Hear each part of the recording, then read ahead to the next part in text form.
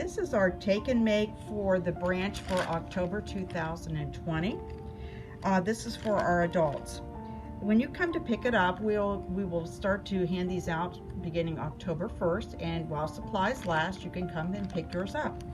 Inside each bag, you will receive a square piece of material, an extra size large toilet tissue roll, a piece of cut ribbon, a cinnamon stick, and one of these little jumbies. So today I'm going to show you how to make a fabric covered pumpkin. First of all, you're going to lay your material with the print side down onto your working space. You're going to want to put your toilet tissue roll in the center. Then you're going to grab one of your corners and tuck it into the top of the roll. Now as you go along, you're going to keep moving and tucking and moving and tucking.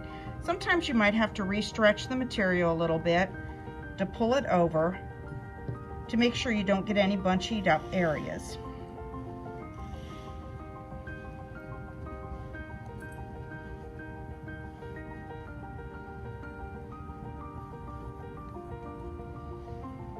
And if you have some, material is very stretchy, very easy to work with, you can just pull it up and stick it in.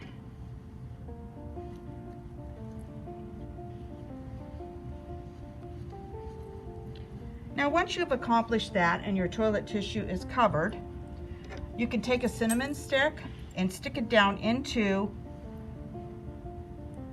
the hole of the toilet tissue roll. Then we're going to take one of these cute little things here and wrap it around, tie it off. To make it look like a real pumpkin, we're going to wrap it around a pencil, which that's all you need for this from your own home is just a little pencil. Pull it out. You can put it any way you want. Then we're going to wrap our ribbon around it. And we just tied ours one time.